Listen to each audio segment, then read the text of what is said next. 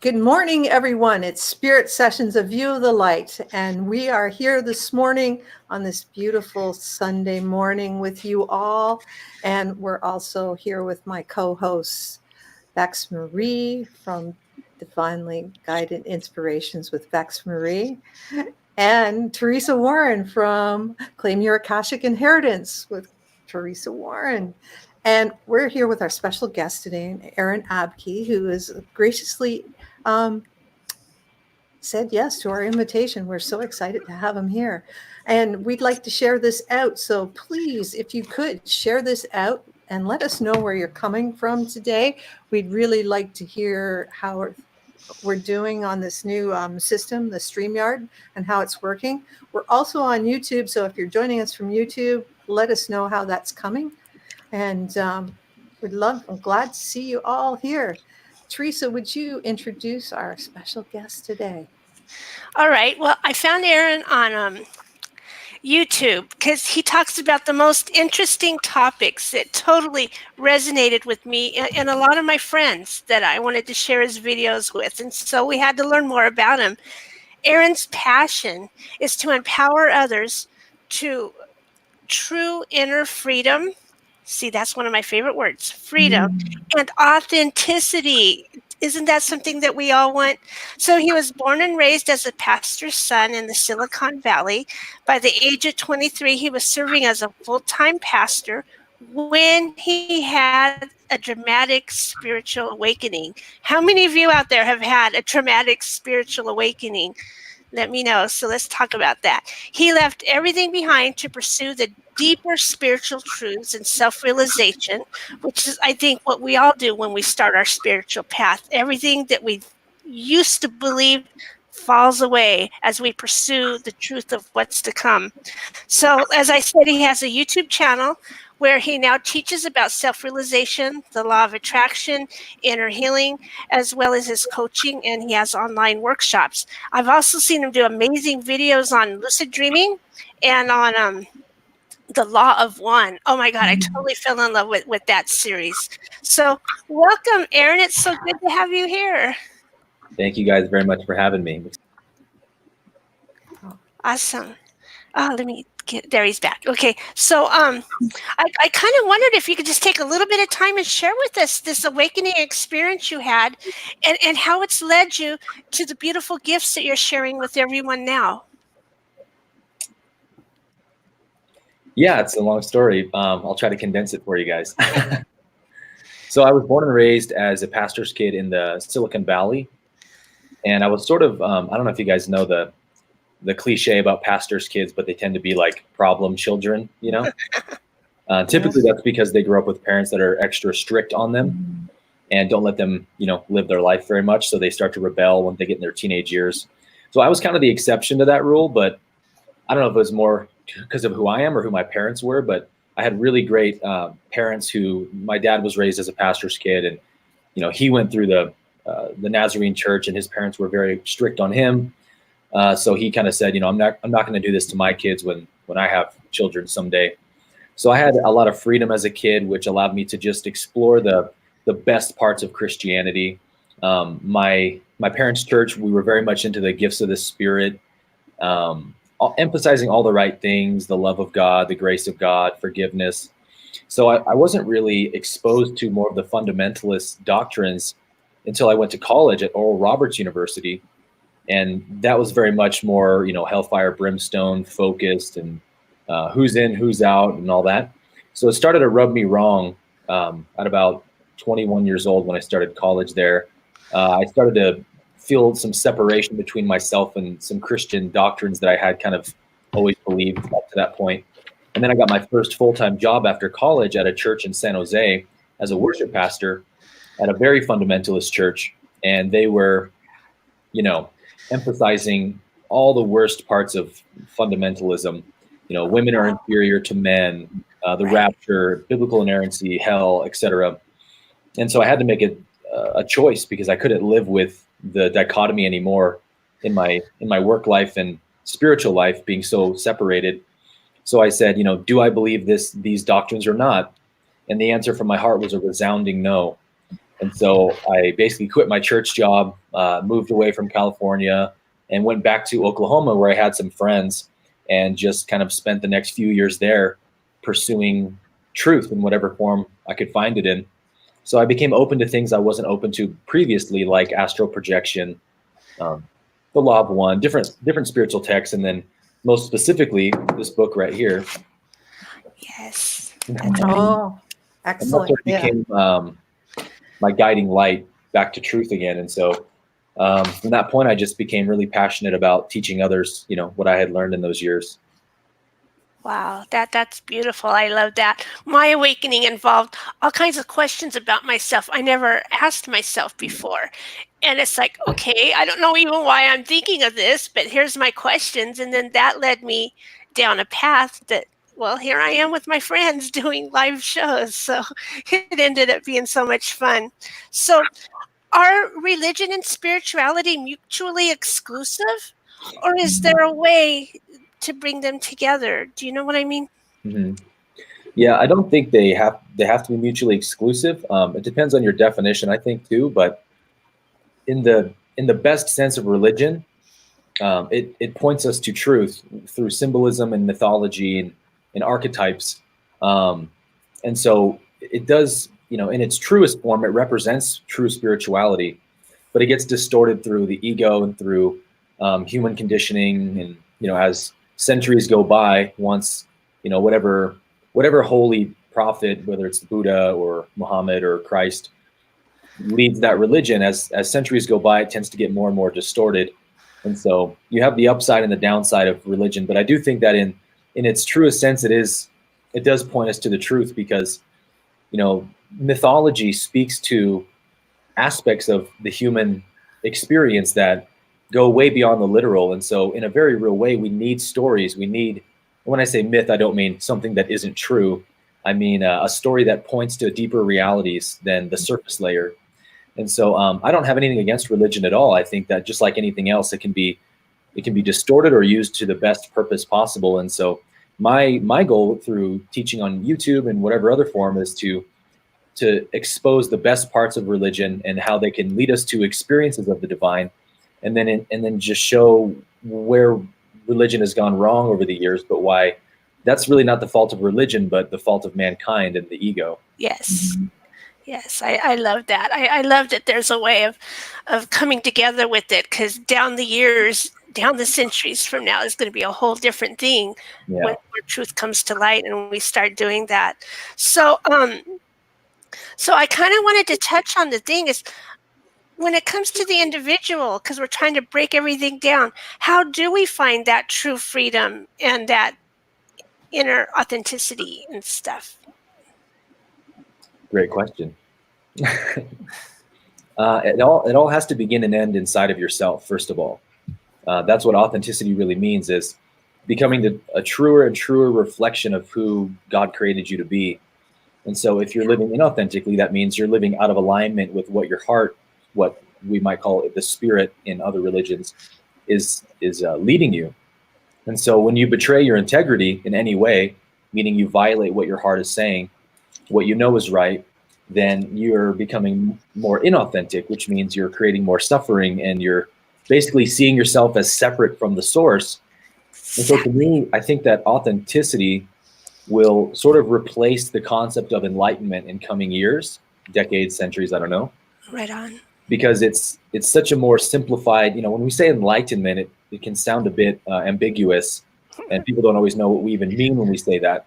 But when we say authentic, most people have a good idea of what that means, which is that the inside is a total reflection of the outside, that both are a perfect mirror to one another. And there's nothing that you're hiding or concealing or running from. And that's really the essence of spirituality, is to know yourself. Oh, yeah. I totally love that. What a beautiful concept. So both Bex and I have watched your videos on the Law of One. And I know it's a whole series of videos, but can you give us like a beginner's edition of what is this Law of One about? And how does it apply to what we do? Yeah. Well, the Law of One is a channeled work from the 1980s, early 80s. A group of 3 people who were practiced channelers who were trying to contact, higher dimensional beings. And they had done so successfully for many years, but they had contact with an entity named Ra, who defines itself as a sixth density social memory complex. And so this entity was sort of dictating to them what they or he or it calls the law of one, which is a really broad term for basically explaining the nature of reality and the universe and why we're all here. And the simplified version is that, it's basically what the Bible says, more or less. There is one creator who created all things. There is nothing else but the creator. So in that sense, there's only God and the ignorance of God or the absence of God. But the absence of God is not an entity in and of itself or like a separate God that can duke it out with God, right? There is only God and the ignorance of God. And so out of that understanding, the universe was born so that this one infinite creator can know itself. Because, philosophically speaking, if you think about what it would be like to be the only being in existence, right? Would you know anything about yourself if there was just you and nothing else? Right. The obvious answer is no. You would be yourself, but you would have no conceptual understanding of yourself. So in God's infinite intelligence, it understood that in order to know myself, I need to create some kind of medium through which to experience myself. And then to have it be an organic, unbiased, authentic experience, I need to shroud myself from myself so I can seemingly have an experience of duality or separation. But really behind the veil, it's just me looking at me from different perspectives. So each one of us is God experiencing itself through this form. And each one of us is a soul, an eternal spirit or fractal of God, you could say, that's on an evolutionary journey. So the law of one gets quite a bit into the idea of reincarnation.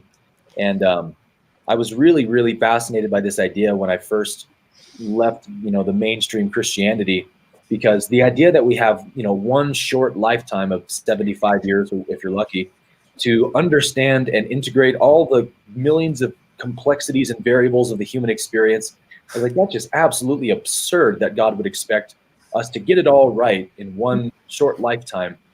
What makes more sense to me, if God is infinite, meaning never ending, is that we have to go through a lot of experiences, maybe millions of experiences, or who knows what, and billions and billions and billions of years of evolving back up that spectrum until that final merger back with the source happens, back into the all, which is the only place you can go.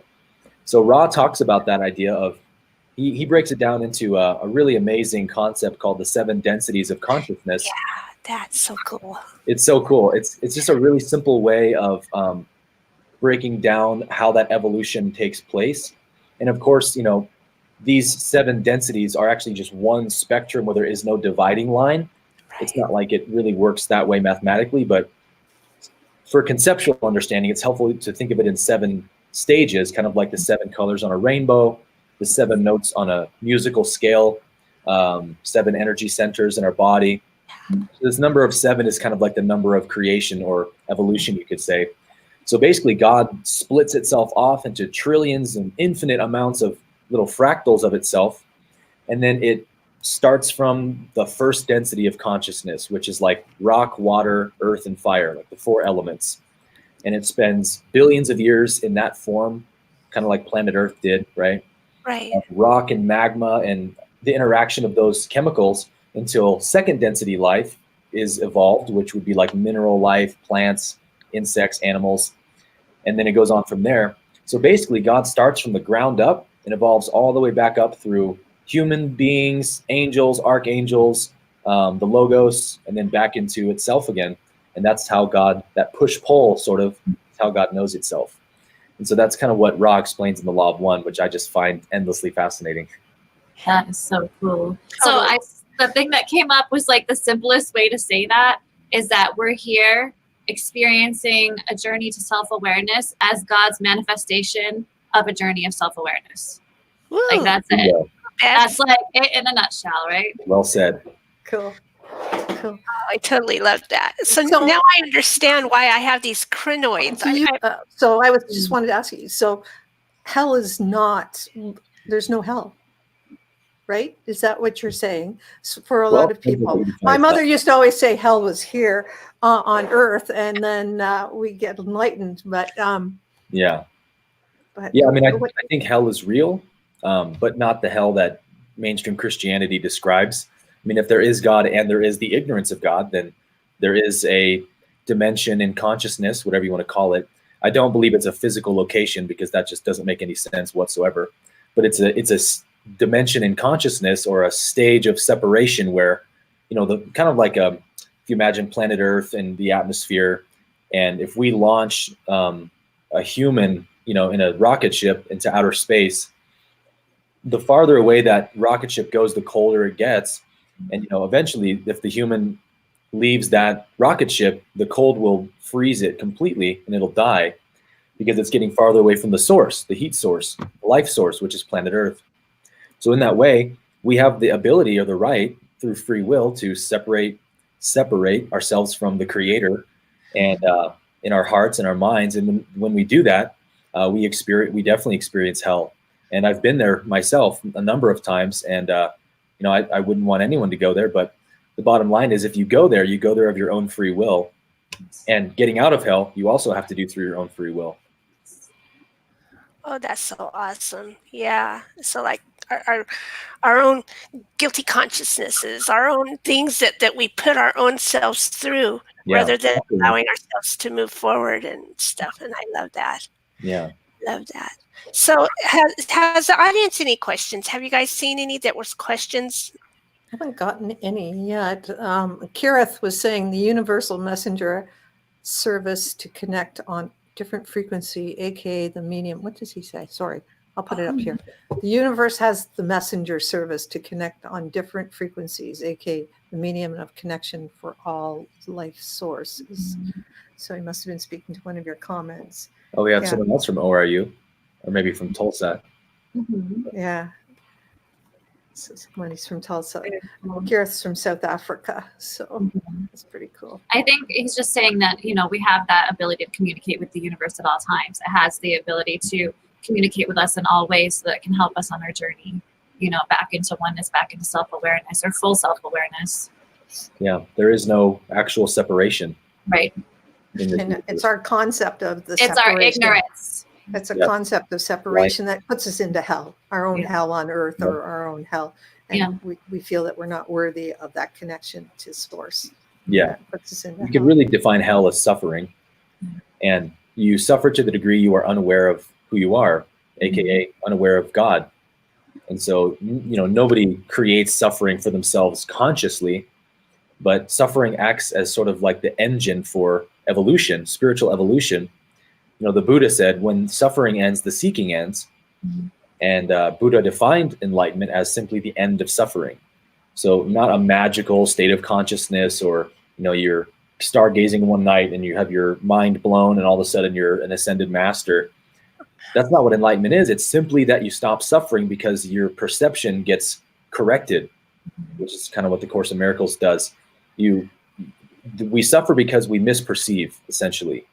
There's a line in the Course that says, I suffer because I see what is not there. Yeah. So to it's like those, I'm having goosebumps all over the place with this conversation. Again? Angie O'Reilly's asking, do you agree God, Lucifer could be the same entity, Aaron? Great question. Not in the sense that I think the questioner is asking, but there is only one being. So in that sense, yes, sort of like God plays all the characters in the play. God needs contrast to know itself. So, when God projects itself into space and time, the first thing it would have had to do is create space, infinite space, emptiness, through which to have physical reality pressed into, you could say. And so without space is like the absence of form, right? There could not be form. So it's like the two are sort of one in that sense. But to me, when we talk about like Lucifer or Satan, I simply see Satan as an ancient world personification for the human ego. I like that. If you look at like Christ's temptation in the desert, 40 days and 40 nights, it says the devil came to tempt him, right? It said, oh, if you worship me, I'll give you all the pleasures of the world and this and that.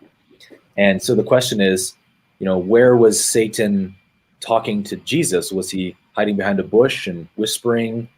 Did he appear with leather wings flapping in the air? And no, it was in his mind. He spoke to Christ in his mind and was tempting him.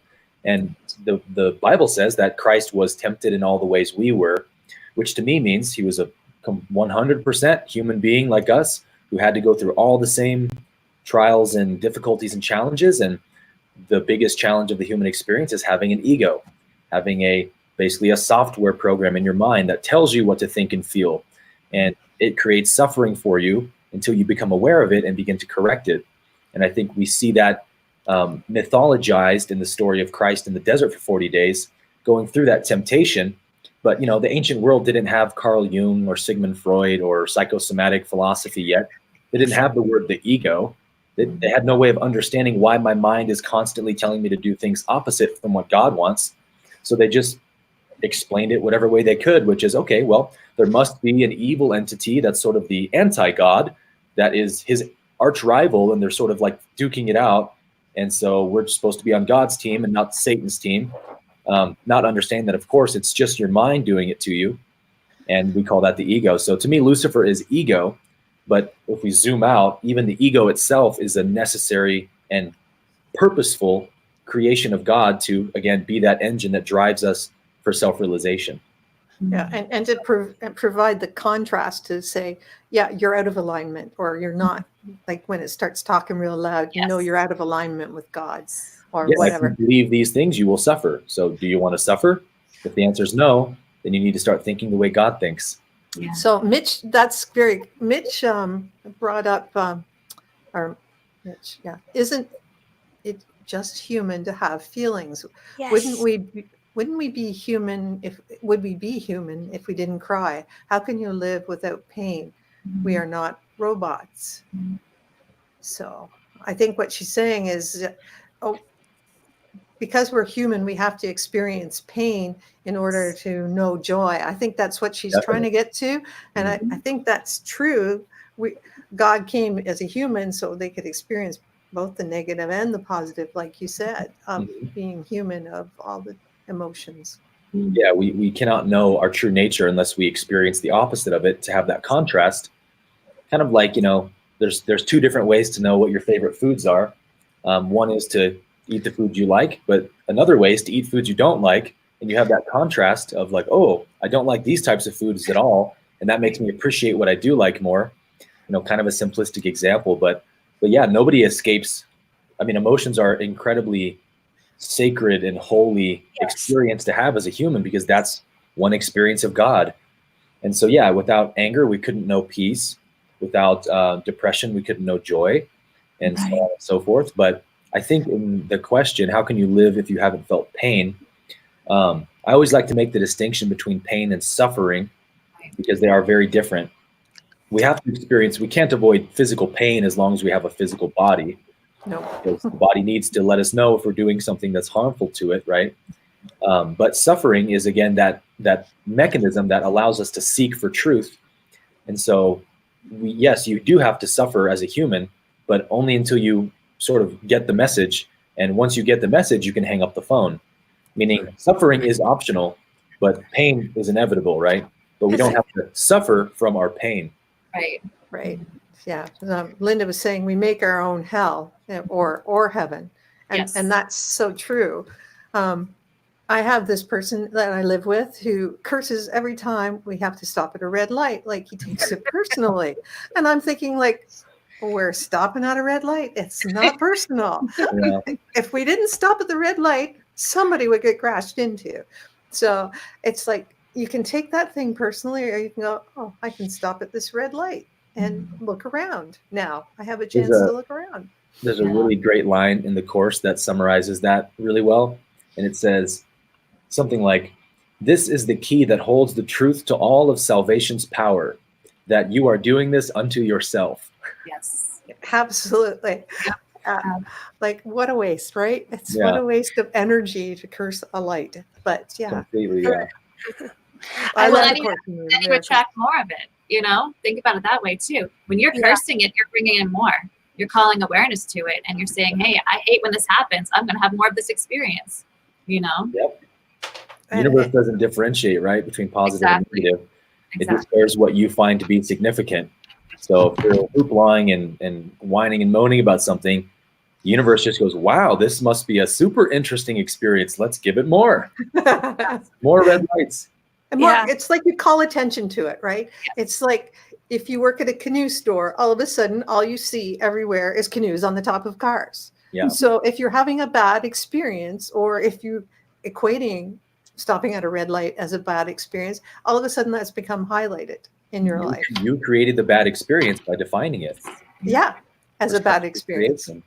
Yep. And that I creates know suffering. when I've read the past lives of people, or actually we're talking about in this lifetime or different things that have happened to them, and a lot of their suffering, like in their early years of life, have really led them to the gifts that they're using now, whereas they wouldn't. Like some of them, because they were sick a lot, well, now they've become healers, or now they've looked into alternative medicines and supplements and stuff. So a lot of it leads you to where you're going next. So I think it's a beautiful arrangement. All things work together for good.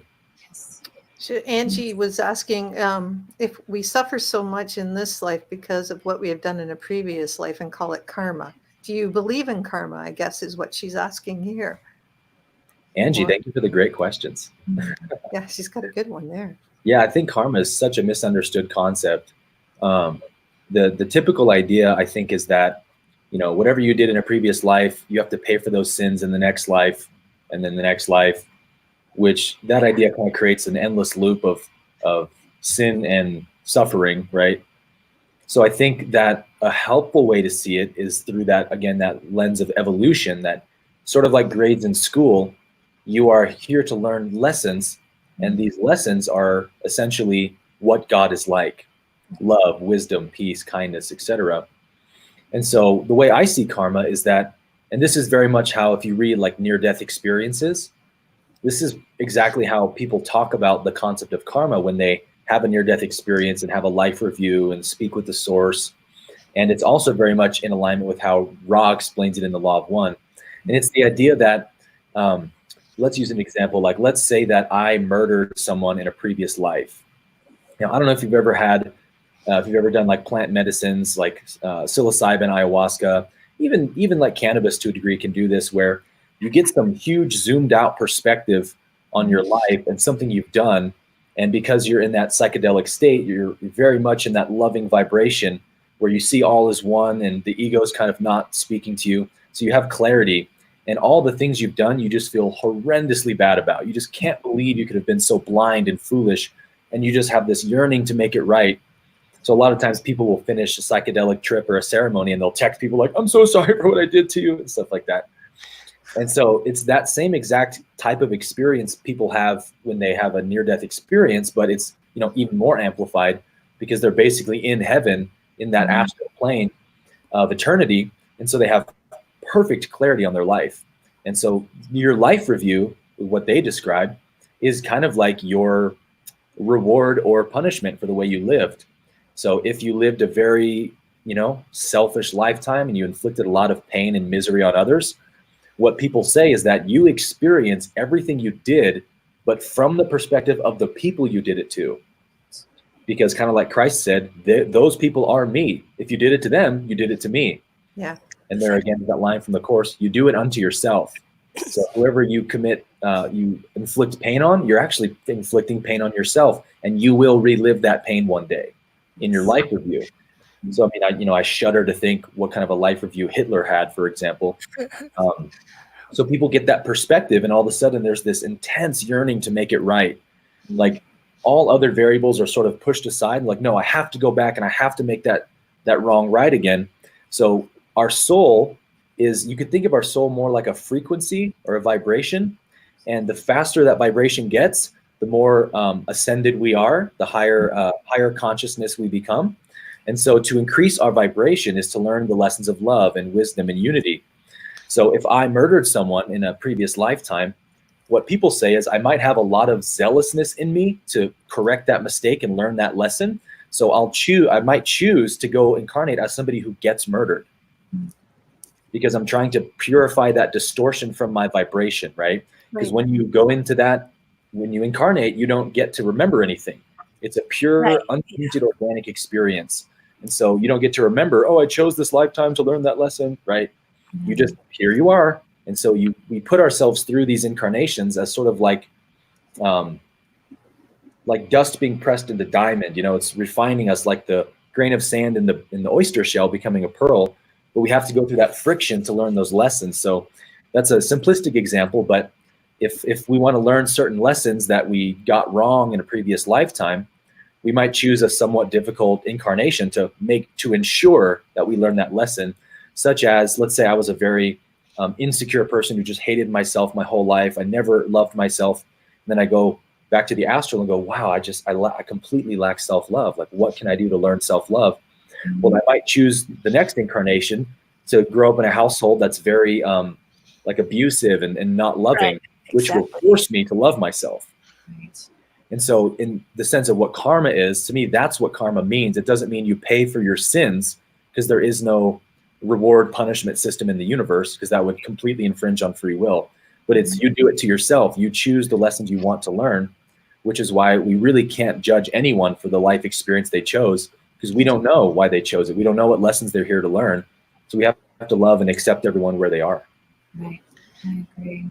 I think that there's a understanding now that, you know, us that are incarnating and waking up in this lifetime are, you know, evaluating and addressing, you know, centuries of karma, right? Where we're really purging and clearing and working through the karma of not just our own past lives, but the collective, right? Because there's this mass global awakening. So being able to recognize how we're showing up there, a lot of us light workers have come from really challenging childhoods or experiences in our lives that have been, you know, a very dense part of our lives. And we're learning how to heal those at a rapid rate now, where we can really go deep within and recognize how those showed up to serve us, to help us become, you know, necessary, where we were necessary in this evolution of humanity and of Earth and of, you know, the universe. So I think that part, as far as karma as well, is like, you know, we chose to be here at this time to go through these things, to do what we're doing now. You know, it was part of us waking up to be able to do what we're doing. So that, I could offer one more quick example to help you encapsulate that too. If you think about virtual reality, right? Let's imagine that a new virtual reality game comes out, and it's in, you know, they have these new warehouses now. I don't know if you've seen these, but they have, like, you know, zombie apocalypse VR games, and you're like in a warehouse that they make the dimensions perfectly matched to the VR world.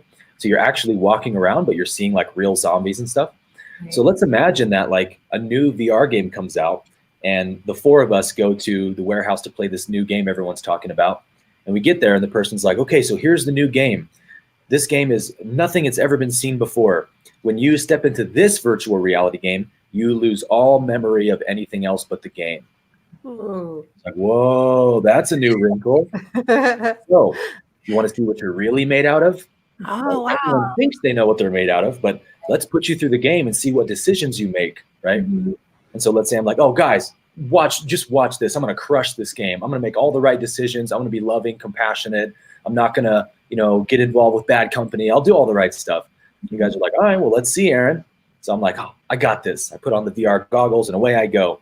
And I go through the game and I make all the wrong decisions. I do drugs, I party, I die at 25, and then I come back and I remember, oh gosh, that was a game I was playing. And you guys are looking at me like, not quite as evolved as you thought you were, are you, Aaron? Like, oh God, that's so humiliating. Like, I thought for sure I would make better decisions. Like, let me go back. And I keep going back into the game because I want to get it right. You want to level up. That's right. You So you can look at that example, kind of like what we're all doing here, and why some people choose difficult lifetimes, because they're trying to force themselves to learn those lessons. And when we get back to, you know, the astral plane or eternity, whatever you want to call it, our whole lifetime that we lived, we see it like it was walking in a movie and out of a movie. It's just gone like that.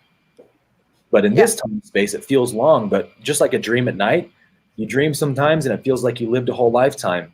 You wake up and go, but it was also felt like 5 seconds. Yes. Yeah, very cool. I love Yeah, Kira said she had a memory of choosing her parents and all the lessons that came with them. That was a very powerful experience. It'd be good. And I guess that people that why do I keep making the same choices and getting the same answers? I guess that's like our overself trying to say, come on, you got to reboot and redo this so you can get it, so you don't have to do it again next life. So they give us these experiences. We give ourselves these experiences so we don't have to do it again in the next life. I think that's what the lessons that are learned. Yeah, it's sort of like you could program a really difficult lifetime and get maybe 3 to 4 lifetimes worth of evolution out of it. But Right. It's going to be pretty rough, but it's like, depending on how zealous the soul is to get on to higher densities and evolve, it might choose a much more difficult lifetime. And Ra actually states in the Law of One that a lot of times souls will sort of bite off more than they can chew in that sense. And so the higher self does kind of like, those, what do they call them? Advisors at school who will help you choose your classes. See, all right, Guidance counselor. Yeah. Yeah. Calculus 1, let's take Calculus 2 in the fall. Your higher self apparently kind of does that for you without telling you what to do, just sort of advises you. Oh, you need these lessons? Well, here's some options. Right. And then the soul gets the free will to choose from there. And so as the soul evolves, it can make better and better decisions on it starts to learn how much it can handle at once, so to speak. And so Ra talks about this really interesting idea that from, through second density, when a soul is still incarnating as an insect or a animal or a tree or whatever, before it's reached third density, which third density is self-awareness. So humans are third density beings. Before the soul reaches a third density incarnation, it's just kind of put right back into the machine. So there's no life review. There's no like choosing process because the soul is sort of still like a kindergartner, so to speak. So it just keeps putting you back into incarnations until you reach third density and you become self-aware and understand, oh, I'm a soul on an evolutionary journey and learning lessons. And then you begin to choose your lifetimes and the higher self begins to guide you. And as you keep evolving, the higher self is sixth density. And so really your higher self is literally you from the future advising your past selves and all your previous lifetimes on the path you wanted to take. And even that higher self is just a fractal of God. So it really is just one creator knowing itself in all these different forms. I love that. That's like so many light bulbs dinging right now. It's like so much resonance. We're going to have you back for a part Yes. 2 for sure, because otherwise our mind will explode because it's a lot to take in. But it's great. I love this stuff, though. Yeah. Yeah. I love how you break it down, and that's our whole show, is breaking it down into bits we can ingest with your Right. insight and figuring it out. So it's awesome. Make it digestible. Yes. Very digestible, yes, because there's a lot to digest. So we'd love to have you back again. We just love your energy, and it's just awesome. And I'd be glad to. Yeah. coming from Colorado, and it's awesome to have you here.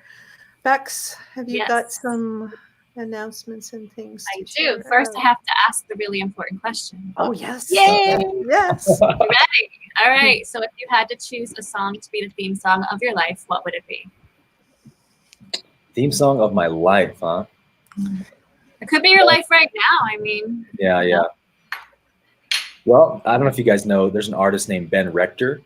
He's personally my favorite artist, and he has a really great song called "Like the World Is Gonna End," and it's just kind of about if we knew the world was gonna end tomorrow, how would you live? The cliche, but it's like I would give love and kindness to everyone and all that, and that's something that it is a cheesy cliche, but if you keep that idea in the forefront of your mind of like, what if this was the only day I got to live? How would I live? That's exactly how you should live every day. Absolutely. I love that. For sure. That's beautiful. I love Yeah. it. Maybe you can throw it in the comments later when you get a chance to link it. That would be awesome. Then our audience can enjoy it as well.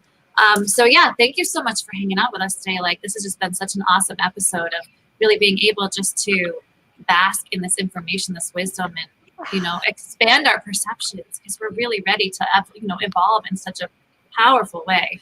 So I'm excited for what's coming. You know, this is just another launching pad for everyone, right? Another point to grow. So yeah, thank you, and we definitely can't wait to have you back because it was so much fun. And so now I'm gonna announce, everyone share it out. Make sure you share out. You can share YouTube, you can share Facebook, and whoever shares out the most this week has a chance to win a reading with Teresa, which we'll announce next week. The one who shared it out last week the most won a mini session with me, and that is Monica Freeman. So congratulations, Monica. I'll get you set up for your reading.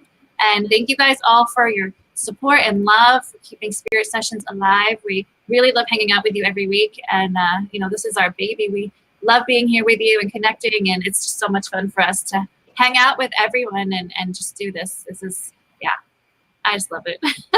And if you want to connect with Aaron, all the links are in the video descriptions, so you can binge watch them today on YouTube. Highly recommend it. His videos It's a good day for that here in Ontario. So do that. binge watch Aaron and connect with him on his webpage. So anything else, Aaron, you'd like to share? Anything that's coming up for you special? No, I'm just grateful to be here, and thank you guys for having me today. It's been a lot of fun. Oh, great. Awesome. Thank you. Well, thanks, everyone. We'll see you next week. Have a blessed week. Namaste. Namaste.